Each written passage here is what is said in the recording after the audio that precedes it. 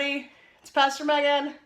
Today on this old church, we're going to continue to embody the spirit of St. Francis. When he went to St. Boniface Church, he found an old dilapidated church. He fixed it up, and then the church had new life, and it grew, and it was able to worship Jesus again. And so today, in the spirit of St. Francis, we are going to fix up parts of Grace Lutheran and some other churches in the area that I have collected from. If you have ever had giant stacks of old candles, we switched to oil, so we can't even burn these anymore. There's not a place to do it. These particular long-stemmed candles are from a congregation who uses them every Christmas, and then they want some new ones for next year because they want to start off their year pretty. Some of these are our Christmas candles, but they're broken halfway through. They came damaged in the box. This is old wax from when they used to do canning at the church, but we don't do that anymore. We've got all these like weird fragments of candles. These were like lovingly burned all the way down to their nubs and can't even probably make it through a whole service. So I'm going to show you how to take these candles and make new ones with the spirit of making old things new, but also cherishing the traditions that came before, honoring those who worshiped in the years before us, and finding new ways to worship. Step 1 is going to be how to make the candles, and then if you're interested, step 2 is going to be how to turn them into Saints' Day candles, and that'll be another video with a link.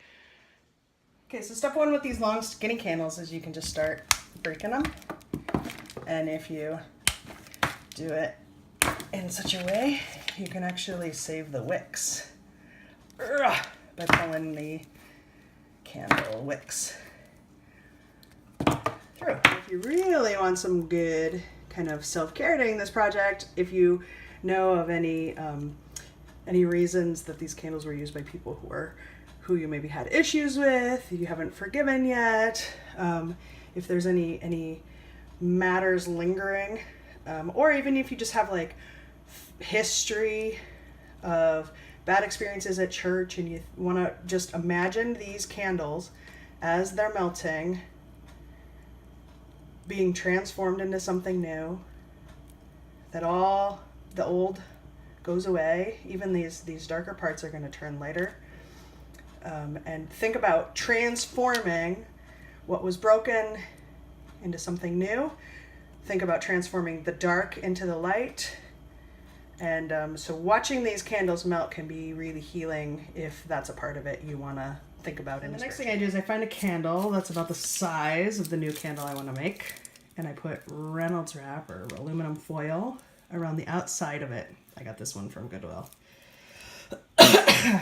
Then this bottom layer has like 4 layers on it, and it fits on here. I've taken it off and I've poked a hole.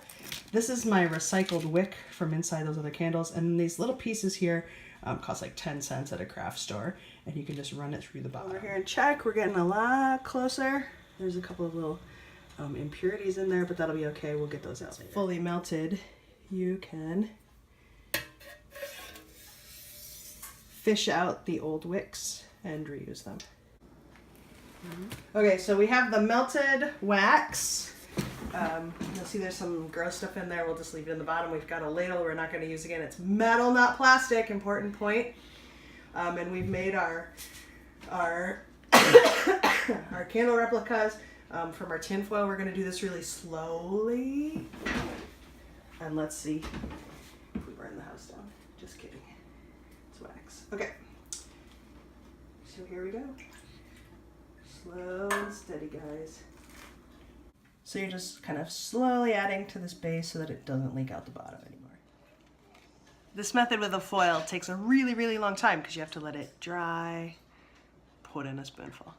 Let it dry, put in a spoonful. Let it dry, put in a spoonful. So it takes a really long time to kind of build up the layers. If you do it too much, the wax will just melt the layer you did before. So you don't want to, that's why I'm not pouring it into this aluminum foil. If you don't have the patience to kind of build it up this way, and you'll see at the end why I think it's kind of a cool effect, and I've chosen to do it this way, especially for our All Saints candles, then you can do it just in some recycled glass, like this.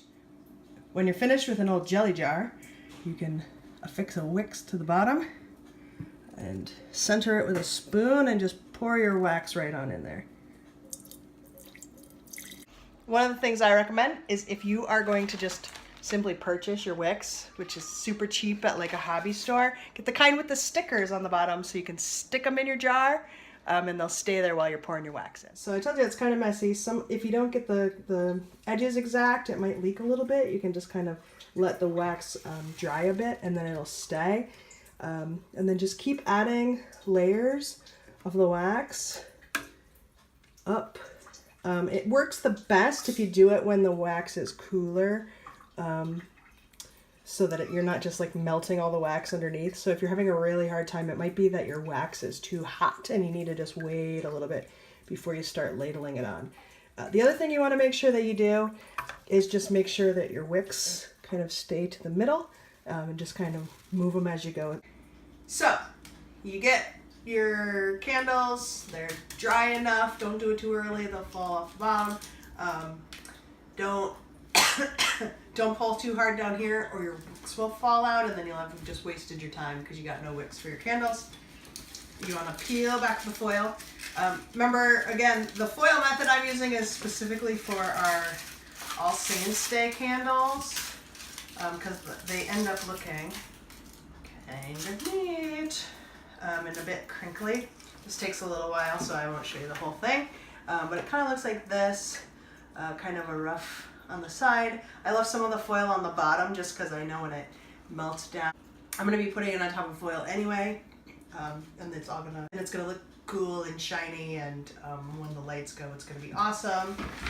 The ones that we did in the pickle jars, I got a little hollow in the middle, and so I had to remember to add a little bit of candle wax later after they're drying, because otherwise you'll have a big dip in them, but otherwise you'll have a great time. I'm going to keep unpeeling these and then I'll show you what they look like when they're all done, and I'll set them up at the church. And then if you want to watch step 2 of the video, you can see how I put the saints' pictures on them and how we get all these candles ready for All Saints Day. Thanks for watching, everybody.